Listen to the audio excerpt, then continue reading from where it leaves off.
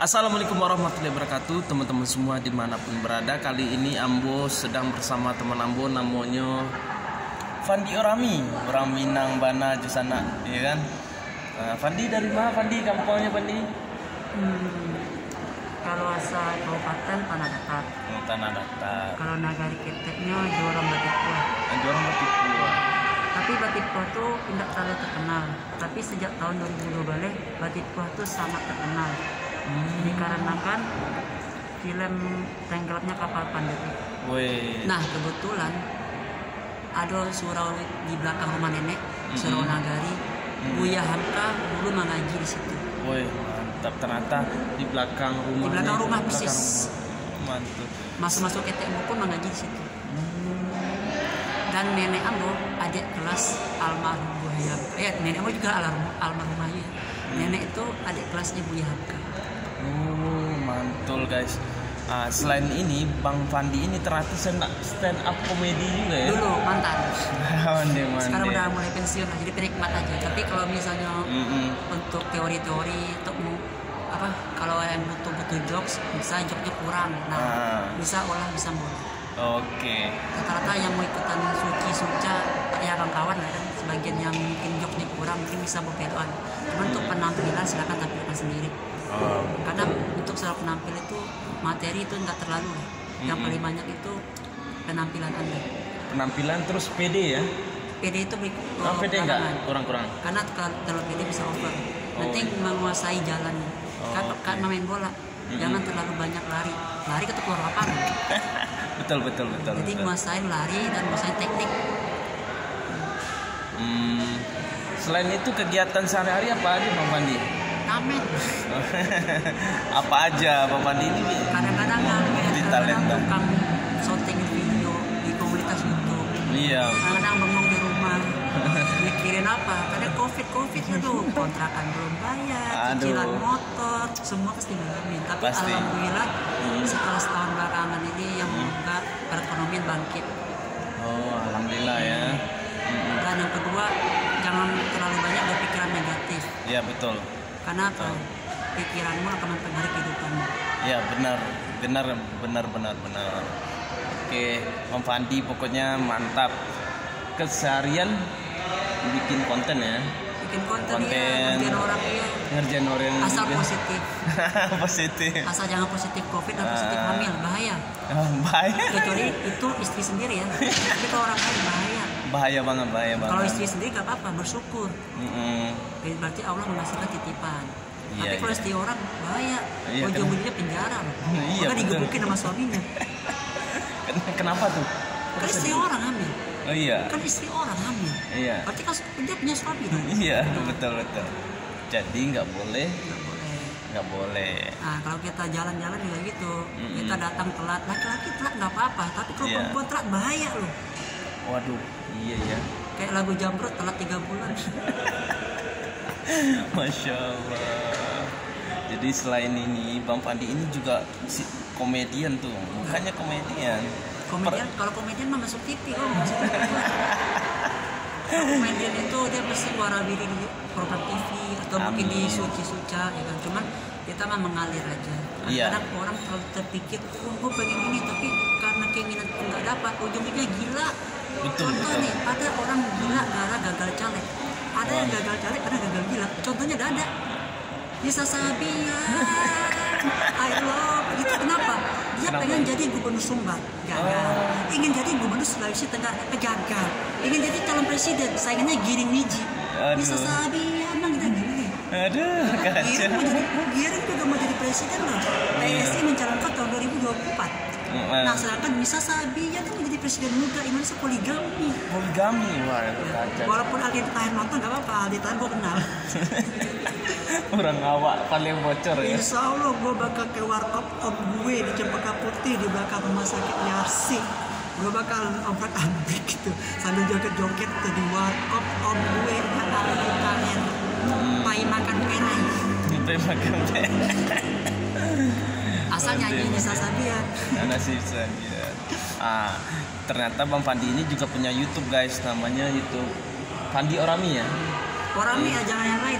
Jangan yang lain. Jangan yang lain. Oh, Orami, Fandi Orami YouTube-nya. Jangan lupa di like, di komen, di subscribe. Nah, kali ini kita ngapain nih ceritanya? Lagi bengong di studio orang. Tahu orang lagi iseng-iseng tidur dipanggil, lu bisa datang nggak? Dilihat, karena kita sebelumnya pernah trauma di sini, alias tidak dibayar. Iya dulu pengalaman pahit nih guys. Bang Fandi gak dibayar. Aku sampai 8 bulan nungguin baru dibayar. Ya 8 bulan, aku 1 tahun. 1 juta 1 tahun 3 kali bayar, 3,5, 300. Aku ingat aku syuting itu bulan April 2019 ya. Lunasnya bulan Maret 2020. Lu bayangin aja, diketeng-keteng sama tuh orang, tapi nggak apa-apa, dia jujur sih. Penting kita kan masih komunikasi. Intinya kita nggak ngomongin masalah nominal, yang penting kita itu kejujuran dan transparansi. Karena sekarang dunia digital, belak-belakan aja. Jangan pernah kita itu meninggikan diri depan orang, apa adanya aja. Kadang-kadang orang bilang, lu jangan wibawa dong, jangan wibawa. Wibawa itu munafik bro. Dia apa adanya, mending lu bocor aja udah. Kenapa? Dia apa adanya, orang bakal respect sama lu. Tergantung mereka yang tukang menjilat. Demi ambisinya, dia suruh orang membenci kita. Dia benci kita nggak apa-apa. Ya, betul, kebanyakan ya, kebanyakan. Karena satu waktu tidak pernah bohong bro. Mulut sama mata sama pikiran lu boleh berbohong, tapi waktu nggak pernah berbohong. Gue pernah ngalamin, seperti dibilang tadi, gue dibilang komika, Suca, gue pernah ikutan, gue kenal semua. Panji Pragiwaksono gue kenal, karena gue pernah juga dipermalukan Panji di blognya 2012. Lo bayangin, gue kepengen banget masuk komunitas komika waktu itu, tapi karena dualisme stand up, ada stand up klub ya, IDCC dan komika dan stand up Indo, gue tidak memilih keduanya. Kenapa? Gue nggak ada permusuhan sama mereka. Jadi gue nggak sama yang IDCC gue baik, sama stand up Indo gue baik. Tapi sejak itu gue pertama kali stand up, gue ngerti teorinya, gue pikir lucu-lucuan apa gitu. Akhirnya gue tampil di festival internasional 2012 di Kemang, ditonton semua. Dari itu gue nge-blank sumpah, karena belum menguasai panggung, belum tahu jokesnya itu bagaimana. Ibarat pemain bola itu, orang saya bisa lari doang, nggak tahu tekniknya buat mencetak gol. Ibarat seperti itu dulu. Dan Panji bikin blog. Ketika Panji bikin blog, Panji itu kan founder stand up Indo, 5 kawan. Dia, Radit, Ernest, Rian Andriadi sama Kang Isman, pendiri stand up Indo. Nah, dia bikin blog nama saya. Waktu itu nama saya Panji Begeng. Begeng itu artinya bego dan krempeng. Itu nama dari kafe stand up itu. Katanya gue pakai. Makanya gue buang. Tapi anak komunitas namanya berarti Panji Begeng, gue biarin. Kalau orang itu di atas Ora itu orang, itu Minang. Orang Minang. Jadi agak nama-nama Jepang. Iya, Orami. Jadi selain stand up naikin nama orang Minang ya. Ya, itu masalahnya ketika waktu IDCC ya, klub sama komunitas. Jadi saya pengen belajar kemana. Nah, awal itu karena gue udah kenal lama sama IDCC ya, klub ini. Saya belajar sama ya mungkin yang tidak disenangin lah sama komunitas, namanya Om Ramon Papana lah. Saya belajar sama dia, cuman dia bilang satu, lu tuh nggak bisa, nggak lucu-lucu, garing atau apa. Akhirnya diserahkan sama senior, angkat tangan sama beliau, dan itu guru saya, panutan saya. Kemana-mana saya bilang guru stand up siapa? Iwel alias Iwel Sastra. Iwel yang nyuruh ngubah. Dan berkat diubahnya sama Iwel, alhamdulillah job lain datang. Pertama kali, 2 bulan setelah ganti nama itu 2016 dapat iklan bareng Raisa. Mantap. Selain stand up juga pemain iklan. Dapat iklan, terus stripping Ramadan sama Anton Ross. Waktu itu barengannya sama Euro 2016. Karena di Piala Eropa tuh 2016 sahur. Nah setelah sahur tuh ada sinetron Ramadan. Nah saya main di situ sama Anton Ross. Nah itu bertinggi karena berkah nama gitu kan. Tapi walaupun komunitas masih manggil saya itu Pandi Bogeng lah, biarin lah, apa itu hak mereka gitu. Tapi gue ninggalin karena takutnya gini bro. Takutnya namanya kan hak cipta. Betul. Karena apa? Karena kan para anak stand up comedy kan pakai kata open mic hak cipta. Kok takutnya nama Begeng hak cipta kan gimana? Setiap gue tampil nih bisa gue dapat job nih. Nih nama Panji Begeng nih kena klaim gitu kan, kayak di YouTube gitu. Jadi nama Begeng diklaim gimana? Kenapa diklaim bro? Ya kan kita nggak tahu. Karena nama itu kan betul. Ada yang mungkin ada yang mati, ada yang mengklaim takutnya. Jadi kata Bang Iwel ganti 2014 gue ganti nama itu, 2014 karena diserahkan dari Ramon ke Iwelwel 2014 di Komedi Cafe Alam Sutra di BSD. Alam Sutra ya, di Alam Sutra ya. Ada tuh di depan Living World ada komplek pertokoan. Nah dulu Komedi Cafe yang Ramon ada di situ. Dan waktu itu gue ngawal Bang Iwel. Oh, ngawal Bang Iwel. Nah, dia bilang lu nggak ada kerjaan, Bang, lu jadi asisten, Abang mau nggak? Dia saya nyuri, tapi nyuri ilmu. Iya, belajar sambil belajar juga ya. Tapi setelah dapat syutingan itu akhirnya pamit baik-baik. Karena kita datang baik-baik, pamit baik-baik. Iya betul. Pamitnya sama manajernya Mbak Cici. Mbak, saya mungkin nggak lagi. Tapi kalau seandainya saya dibutuhkan lagi, saya siap kapan aja. Oke. Silaturahmi tetap. Mau nanya nih, teman-teman mungkin pengen belajar tentang dunia stand up. Itu yang penting itu kita apakah harus kita sediakan materi dulu gitu ya? Kalau untuk stand up ya, itu yang pertama itu jangan usah jauh-jauh, pengalaman sehari-hari. Pengalaman sehari-hari. Apa yang dialami derita itu bisa jadi lucu. Penderitaan itu lucu karena itu kan rumus lama ya, tragedi plus time sama dengan komedi. Ini apa tragedi lu dan waktunya terus jadiin lucu gimana? Iya. Gitu. Jadi jangan dibikin-bikin lucunya ya, jangan ya. Itu namanya TTBF, try to be funny. Jadi lu ngelawakkan lucu-lucu itu something membadut karena kalau di stand up comedy kan orang verbal jokes. Dan salah satu jalan untuk orang menjadi artis ya, the easy way to be an artist itu stand up comedy. Dan terbukti dari sekarang kebanyakan para komika yang jadi top sekarang kan, jadi artis sekarang kan. Dulunya mereka siapa gitu kan. Contoh Marcel, Kiki Saputri, ya kan, Radit oke lah dia founder. Siapa lagi tuh, pokoknya banyak lah kan. Adit Arwanda, mereka udah main film, Babe Cabita dan lain-lain lah. Dari mereka berawal dari komunitas ya. Karena komunitas berkomedi itu dari hati. Oh iya. Dan satu lagi, bekerja dari hati dan ikhlas. Jangan mengharapkan uang bro. Iya benar. Karena kalau lo mengharapkan uang itu kemungkinan lo nggak bakal jadi. Karena di otak lo itu uang. Sama seperti lo bikin YouTube, baru orang dapat iklan bikin orang tuh dapat duit gak gede. Iya benar banget. Banyak yang sekarang. Jadi badannya Udah AdSense lo udah ini. Itu proses lo. Sama kayak lo ikut syutingan lo yang pengen jadi entertainment. Lo pengen kayak Raffi Ahmad atau apa, jangan bermimpi seperti itu. Ibarat lo pemain bola, lo jangan main di Liga 1, Liga 3 aja dulu. Liga 3, betul. Lo di bawah dulu, lo alami dulu. Karena lebih bagus ya prospek itu dari bawah daripada langsung ke atas. Karena kebanyakan aku lihat kan kalau orang yang udah langsung di atas banyak kan sombong ya. Iya. Karena mereka tuh baru-baru. Karena apa? Dia baru merasa ngartis dia harus apa, tapi kalau kita ngukur ya, kita ngadu sama dia, kita boleh diadu. Dia menangnya di mana? Mungkin karena hoki, mungkin karena apa? Karena dia hoki pertama, yang kedua mungkin keberuntungan, faktor luck ya. Itu memang ada juga tuh entertainment. Tapi kalau yang orang-orang yang berjuang itu langgeng. Tapi kalau lu naik sebentar, lu juga naik turun.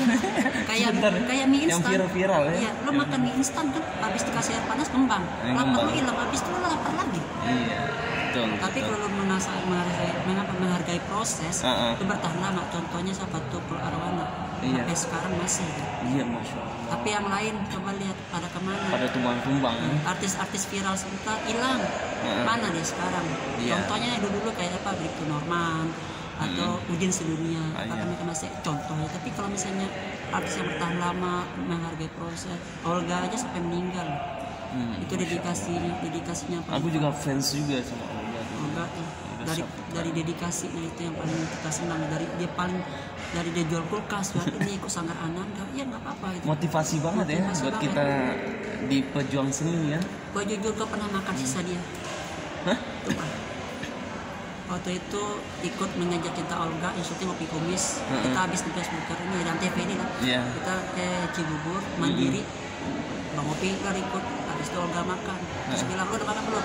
Sisa gue nih baru 2 sendok, 3 sendok. Gue masih ingat tuh tahun 2012, 2013. Gue sama si Supri Jambul yang sekarang dulu main GWB. Oh iya, Supri Jambul itu ya.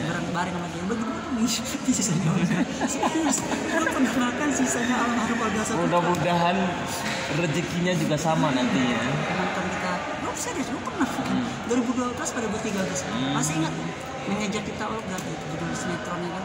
Tapi Olga memang top ya, banyak belajar juga, kayak udah Dude Herlino ya kan, prosesnya dari bawah semua ya, Masya Allah, luar pokoknya biasa. intinya apapun dilakukan, apapun pekerjaan, nikmati proses itu, hargai, karena kalau ingin jadi besar lo harus menghargai yang kecil. Gimana lo mau jadi besar, kecilnya nggak dihargai. Iya betul, ya kan. Kayak orang jangan pernah meremehkan orang-orang kecil. Misalnya lo melipir di jalanan, pengamen apa, lo lempar duit, lo lihat lah 2 tahun lagi dia jadi juara idol. Lo yang dilemparin duit ya kan? Dia juara idol, kita nggak tahu nasib orang bro. Jadi lo tarik aja, mendingan itu rock and roll. Rock and roll jangan sosok wibawa lah, gue nggak suka wibawa tuh munafik, jujur lo. Mending lu apa adanya, lu bocor aja, lu belak-belakan aja. Kenapa? Walaupun mulut lu nggak difilter gitu, kayak gue nih nggak difilter. Tapi kadang-kadang kalau kita salah, kita akui, kita minta maaf dari omongan kita. Cuman kita tidak menyinggung orang. Pertama, kita tuh tidak mengakukan diri. Kita belak-belakan itu karena kita mengalami. Kita tidak menjelekan orang, dan itu yang kita sebutkan. Introspeksi diri lah saya. Yang kita sebutkan ini, yang ucapan ini sesuai dengan perjalanan hidup kita. Seperti contohnya, semua orang tahu Pandini komika, Pandini komik. Ada yang bilang komik itu nggak boleh, harusnya komika.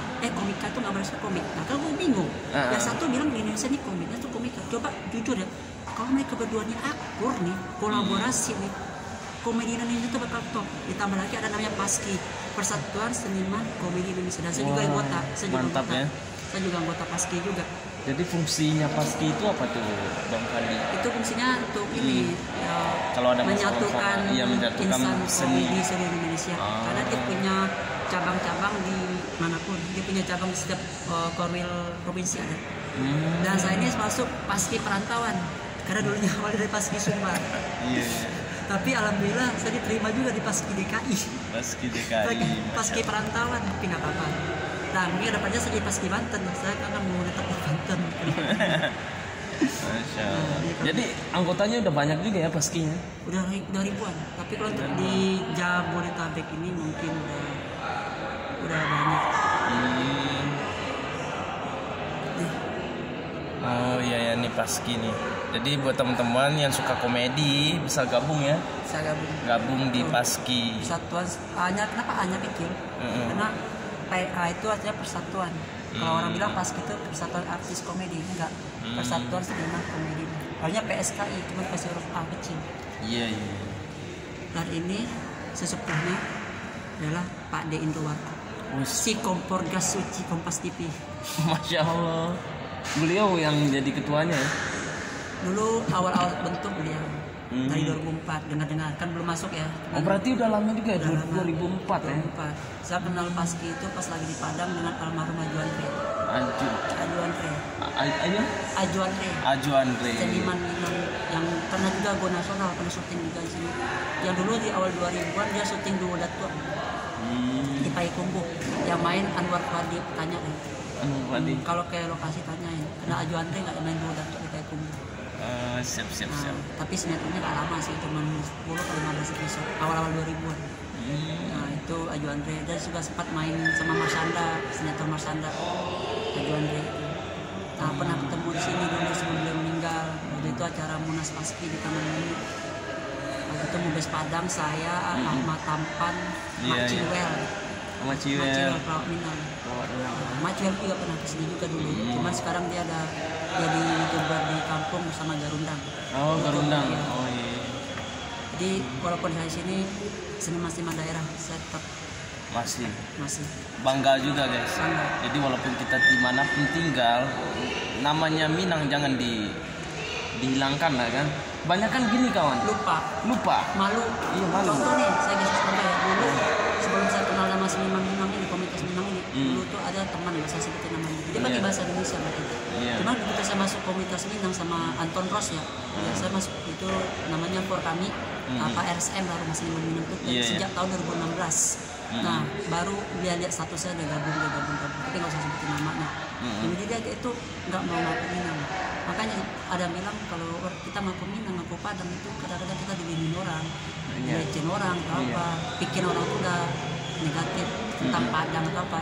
Cuman yang maaf ya, mungkin orang hanya melihat satu titik. Maksudnya gini loh, yang jelek itu bukan sukunya, tapi yang jelek itu orangnya. Iya betul. Karena nganggap udah nggak ngakuin orang Minang. Enggak, bukan maksud itu orang kita mungkin ada yang attitude jelek. Cuman orang luar nganggap orang asal kita itu yang jelek gitu. Oh iya. Jadi intinya lo kalau melihat kenal orang jangan benci orangnya tapi benci sifatnya. Iya betul. Jangan pernah benci sama orangnya, tapi benci sifatnya. Kenapa? Kalau kita benci sama orangnya sampai tua wajahnya kayak gitu aja.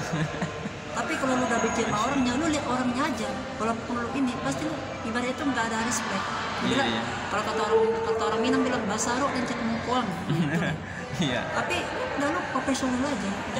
Jangan lihat dari wajahnya, tapi sifatnya. Sifat bisa diubah. Kan kadang-kadang orang dapat orang pasangan suami orang mana, istri orang mana, jangan orang ini, kenapa? Itu saudara mak tuh lu kayak gini nih, dapat orang kayak gitu. Jadi mindset itu udah tertanam. Jadi itu yang bikin orang itu kadang-kadang, maaf ya, antara Indonesia itu ngomong gitu, tapi sebenarnya jangan, apalagi Jakarta, jangan. Iya. Ada kesulitan nggak selama di stand up belajar di komedi gitu? Nggak ada ya. Cuman satu. Apa? Selalu kena PHP gue ikut Isti Cuca. Udah audisi ya sampai ke Malaysia ikut Raja Lawak. Waduh. Serius. Masya Allah, sampai ke Malaysia guys. Ikut Raja Lawak pernah sampai 100% pakai bahasa Melayu, sampai ke bawah dia audisi Suci 8 gitu waktu itu. Panji keliling-keliling. Lo pakai 2 bahasa. Ya bang, ini bang nungguin dari Maharaja Lawak bang, katanya apa? Dia bilang cakap Melayu kok boleh lah. Aku boleh nak bagi WhatsApp email atau apa? Aku bagi. Terus dia bilang aku nak ada rancangan buat ke orang apa? Aku nak coba rancangan itu satu kumpulan 3 negara, berbeza negara. Itu aku masih ingat jurinya itu. Jurinya cakap betul dia bilang aku ada rancangan 3 orang satu kumpulan satu grup berbeza negara. Indonesia aku nak pilih ke Malaysia ke Singapura. Tapi kalau misalnya dapat lagi orang kuning itu jadi 4. Aku masih ingat audisi itu dan barang mungkin kalau misalnya di sini aku susah masuk panggung Suci Suca atau apa, mungkin bisa aku menghibur perantau-perantau Indonesia di Malaysia sana. Dan juga aku bisa juga bahasa Melayu. Sampai berapa peringkat waktu itu? Pas dengar sih 2 tahap. 2 tahap. Padahal itu mau terakhir. Tahap 3 tanpa. Cuman waktu angkatan aku itu yang lolos itu Zawin juara 4 suci ya. Dia barengan Pras suci 4. Juara 4 suci 4 dia ikut audisi. Dan hebatnya lagi itu kejadian tahun 2016-2017 ya. Dia juara 3 Maharaja Lawak, mendapat uang pemasaran 450 juta uang Indonesia. Kalau di rupiah. Masya Allah. Lumayan besar banget ya. Buat kita lebar banget itu ya. Dan waktu itu pun dengar pas aku audisi itu pun kan ditayangkan di sana. Aku punya kakak di Selangor sama di Johor. Ponakanku lihat Uncle ada di situ. Dia kan orang Malaysia panggilnya Uncle. Uncle Pandi aku tengok di Astro. Dia ngomong itu. Aku tengok Uncle Pandi di Astro. Dia ngomong. Itu yang bikin kadang aku nangis kapan aku bisa ke Astro. Masya Allah. Mudah-mudahan suatu hari nanti bisa ya. Uncle Pandi tidak mataku berair kalau gitu. Uncle di Astro, aku tengok Uncle di Astro, tapi aku lupa nak coba rekam, nak kirim hantar lagi ke Indonesia. Maaf Uncle, tapi aku tengok Uncle, aku nak cari-cari dulu tak dapat. Itu ponakan aku itu yang Intan. Tapi mudah-mudahan kalau memang ada rezeki lagi, aku pengen nyoba lagi. Ini kalau di COVID selesai, sampai aku bela-belain paspor waktu itu. Demi ke Malaysia benar. Masya Allah. Tapi alhamdulillah banyak juga di Indonesia. Masya Allah. Jadi perjuangan hidup banget ya buat kita proses aja, jangan pernah jangan pernah muluk-muluk untuk hidup. Nikmatin aja. Nikmati, jalani proses. Jadi yang terbaik gitu ya bukan dia. Ibaratnya kadang-kadang jangan terlalu berambisi ya. Ambisi jangan. Ambisi boleh, cuma kita harus bisa mengukur ambisimu itu sampai di mana, kuatnya di mana. Terus saran buat teman-teman kalau udah sukses jangan sombong karena nggak apa-apa. Iya. Nah, kalau untuk itu apa? Kalau saran mah buat teman, pokoknya jangan star syndrome lah. Betul. Kadang-kadang kita nggak tahu ya kehidupan orang ya. Mungkin dulu dia berjaya, tapi sekarang kalau dia miskin atau kadang-kadang dia sakit berobatnya nggak ada uang. Karena roda hidup itu berputar, karena kita nanti bukan dibayar orang tiap bulan, kita bukan pegawai, kita bukan kerja kantoran ya, yang mana setiap tanggal 25 sampai tanggal 30 gitu kita udah gajian. Kita mau ngutang apa, kita mau kredit apa, mau cicilan apa, gampang. Cuman kalau kerjaan kita ini ya kita harus pandai-pandai dan memilah-milah. Betul, kadang ada kadang enggak ya kan. Kadang-kadang ada sampai setahun. Ini Covid ini udah setahun nganggur ini. Masya Allah. Makanya aku juga ngerasain juga pas ada pandemi kayak gini, jadi kadang-kadang syuting jarang. Kadang hampir 3 bulan. Apapun itu. Pokoknya perekonomian makin hancur ya kan. Banyak yang gulung tikar. Jadi yang lain-lain pada ngeluh, jangan. Yang ngeluhnya kita banyak bro. Ya rugi sampai jutaan, ratusan juta. Yang karyawan, yang dipecat, ribut keluarga, sampai di cicilan rumah harus dibayar, kredit. Emang bukan yang lain, belum lagi anaknya butuh susu, atau mungkin anaknya sekolah walaupun daring tapi tetap bulannya dibayar. Belum lagi yang lain-lain, belum lagi kemana-mana tes dulu, di swab dulu, antigen dulu, ini dulu ya. Tapi kalau yang itu oke lah kan, itu buat jaga-jaga kita nggak masalah. Oke, pokoknya buat Bang Fandinya sukses selalu ya. Dan juga buat nama-nama yang saya sebut tadi, mudah-mudahan nonton. Dan saya intinya satu, mudah-mudahan komedian Indonesia bersatulah. Amin. Dulu saya pernah berandai-andai ya, andaikan Ramon Papana dan Indro Warkop itu berkolaborasi di Kompas Suci 1, mungkin sekarang ini sukses banget lah. Ibaratnya itu Ramon di belakang, misalnya di belakang layar ya, buat ini anak-anak, buat coaching anak-anak, karena dia teori bagus ya, untuk belajar sama dia bagus. Intro di depan. Ibaratnya kolaborasi, karena kalau yang nonton Suci di Suci 1 itu ada Ramon Papana. Dulu kalau nonton Suci stand up Metro TV itu ada Ramon Papana juga kan, 2012 saya pernah juga ikut di Metro TV. Ada tuh kan open mic, battle of comic, ada yang putih-putih, nah itu Om Ramon itu ada beliau juga. Nah itu keinginan saya cuma satu, saya pengen IDCC Indonesian Comedy Club dan stand up Indo bersatu. Iya, amin. Semua orang pengen menjadi itu. Karena apa? Kalau bersatu mereka saling kolaborasi. Kalau di IDCC kita tahu dia menang teori, karena teori stand up tuh banyak ya. Tapi lambat laun anak stand up Indo pun juga bisa. Kenapa? Karena adanya YouTube, dia bisa belajar dari luar. Iya, betul. Banyak komik-komik luar yang di Amerika, di Inggris. Dan saya pun pernah ketemu juga dengan komik-komik luar dengan bahasa Inggris terbata-bata. Saya juga pernah nanya, sharing. Saya pernah boleh cari di YouTube, namanya Emo Philip dari Amerika, Semi J dari Australia. Bahkan Semi J itu ngasih saya CD-nya. Tapi ya itu bahasa Inggris semua, translate susah. Oke, mantap. Ini adalah suatu seniman Minang, Bang. Saksi kunci stand up komedi Indonesia, kalau boleh. Yang pernah dibully Panji. Nah satu lagi, saya pernah dibully Panji, tapi sekarang kalau saya ketemu Panji selalu meluk saya. Respect gua men. Makanya bilang gua tuh gak pernah bohong bro. Kalau memang saya tuh waktu gagal, saya mungkin pulang kampung atau cari kerjaan yang lain, atau mungkin muncul lagi, tapi mungkin mereka mantau, ini anak masih hidup loh, ini anak nongol lagi loh, ini anak ini lagi loh, walaupun tidak di bidang yang lain gitu kan. Amin. Walaupun mungkin bidangnya sama cuma beda ya. Mungkin dia bilang, wah lu kusuci lagi ya, lu kusuci lagi ya. Itu cuma satu aja. Lo ingin seperti mereka itu, ngerasain tuh file. Misalnya nih masuk Suci 1X sekarang atau Suci 10 lah, kondisi lagi. Masuk pertama aja, terus close mic pertama nggak apa-apa. Karena itu file bro. Iyalah. Finalis Suci ada ibarat itu kalau ibarat orang sekolah ijazah. Nah, ijazah kemana-mana. Mungkin satu pengalaman yang bakalan kita ingat ya. Iya, asumsi mungkin gagal di Raja Lawak tuh mungkin karena aku nggak ada ijazah itu mungkin. Karena lawan aku siapa? Zawin cuy. Zawin, lu bayangin. Ingat pas lettingnya tuh tahu kan kita nggak tahu ya, memang nggak ketemu Zawin ya, cuma kan audisi ada beberapa hari kan. Nah tahu-tahu di info Raja Lawak itu Indonesia Zawin. Tapi setelah itu anak-anak komika pada kesana semua. Popon, Dani Beler, Popon Kerok juara Suci 8 itu masuk Raja Lawak tahun lalu. Nah sekarang ini mungkin nggak tahu siapa yang dari Indonesia. Cuman aku juga cari info juga dari teman Malaysia juga. Cuman karena kita nggak bisa masuk Malaysia bro. Karena kan Malaysia susah masuk karena COVID. Susah ya. Kalau nggak COVID mungkin sono gitu. Nekat Bismillah aja. Bismillah. Ya dulu nggak ada teman juga waktu main di My Stupid Boss kan syutingan Indonesia Malaysia. Jadi dulu pernah juga dimain di cleaning service-nya Reza Radian. Jadi situ ada aktor Malaysia juga pendukung. Syutingnya di mana dulu? Indonesia Malaysia.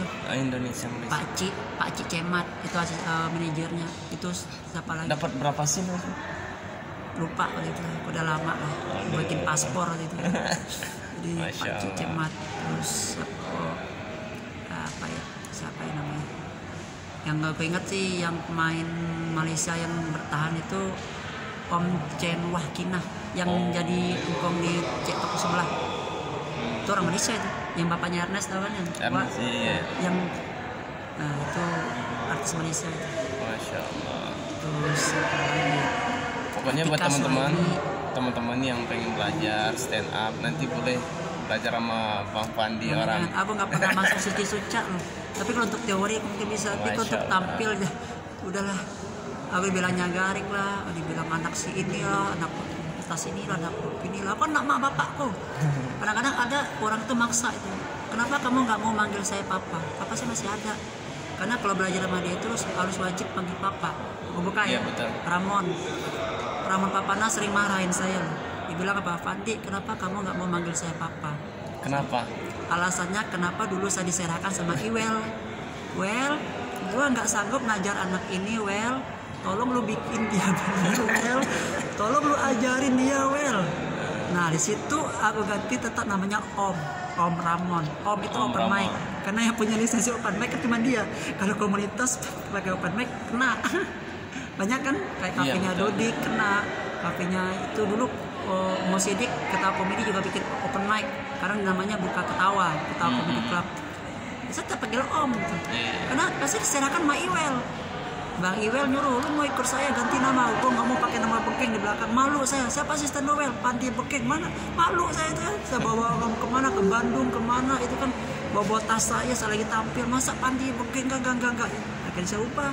Makanya saya nggak mau panggil dia Panti. Nggak mau dipanggil Papa. Walaupun namanya Ramon Papana, Papa Namnung deh. Papanya Ade Namnung. Karena di sono itu orang tuh punya nama tuh sepanjangan tuh. Ade anak gede, Ade Namnung. Pandi Bekeng apa? Bek itu bego, eng tuh krempeng. Udah Pandi Bekeng, bego krempeng, mana mau. Parah banget ya. Parah banget itu nama. Nggak tahu dari celutukan ke dulu, waktu belajar stand up itu. Yo nggak mau lagi.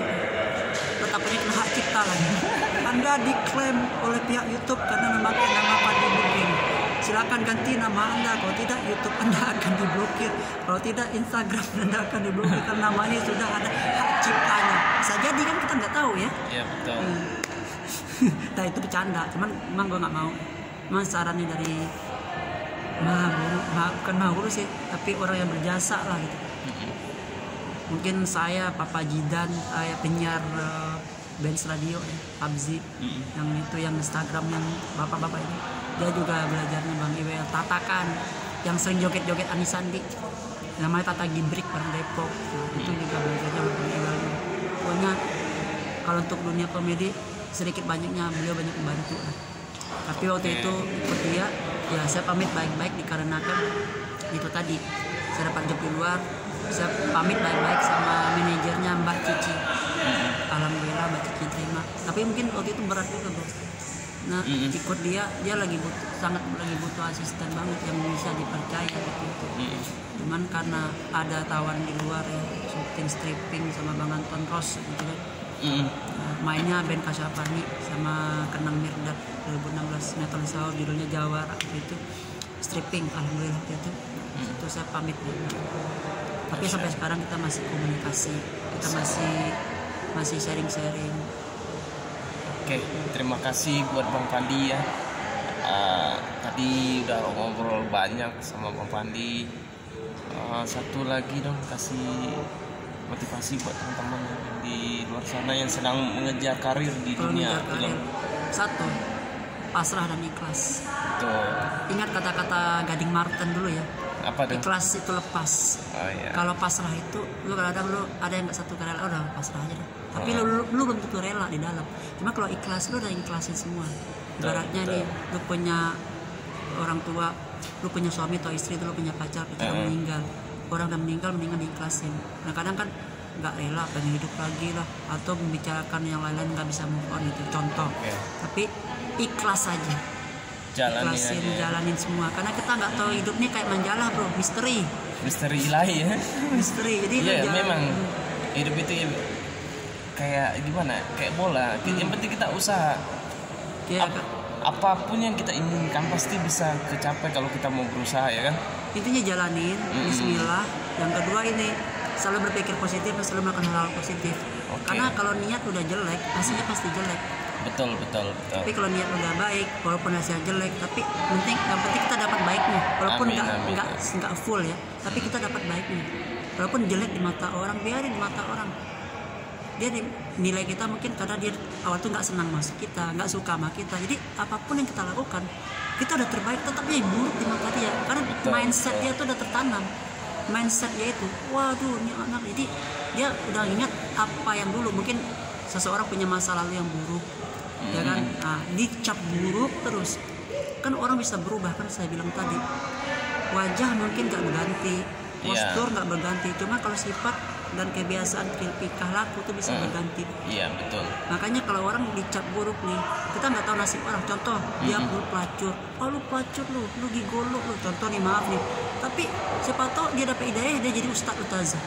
Meninggalnya masuk surga. Ayo, Allah mengampuni dosa masa lalunya. Daripada lu malah mungkin masa lalu orang. Betul. Boleh diungkit nggak masalah, tapi itu jadi ke pembelajaran. Lu belajar untuk itu. Karena nggak semua orang yang buruk nggak selamanya itu buruk. Iya. Ya nggak selamanya orang bisa berubah bro. Ya. Betul. Tukang copet bisa jadi ustad. Iya. Memang tukang narkoba bisa jadi ustad. Yang make contohnya apa, almarhum Uji, pemakai dulunya itu temannya Bang Iwel itu, satu kosan. Serius, dia kan ada 3 sekawan tuh, Bang Iwel, Gugun Gondrong dan Uji. Nah aku ceritain nih, Bang Gugun Gondrong, Bang Iwel pengen jadi pelawak. Kalau si Bang Uji pengen jadi aktor dia. Gun Gondrong pengen jadi seniman juga, apa musik atau apa gitu. Oh jadi dia memang ini sekawan. Ya, jadi dia 3 sekawan, satu kosan itu. Teman baik itu. Makanya Bang Iwel dulu pernah cerita curhat, kita tidak kehilangan. Pertama kehilangan almarhum Uji. Yang kedua Bang Gun Gondrong lagi sakit kan. Sampai sekarang masih sakit ya. Nah itu. Itu yang cerita sedikit, cerita mantan bos lah. Mantan bos. Bang Iwel, dia banyak bantu saya waktu itu gitu. Insyaallah. Saya kita perukan, saya masuk blok Panji. Kalau nggak, karena Bang Iwel saya nggak kuat bang, benar. Saya mungkin milih pulang bang. Saya nyangkul di sawah bang, atau ngebarain kebo bang, mandi kebo bang di kampung sana bang, atau ngeladang. Kalau misalnya saya nggak kuat dulu, tapi alhamdulillah gitu. Oke, terima kasih buat Bang Fandi. Nanti kapan-kapan kita lanjut lagi ya untuk wawancaranya. Oke. Sukses selalu buat Bang Fandi Orami.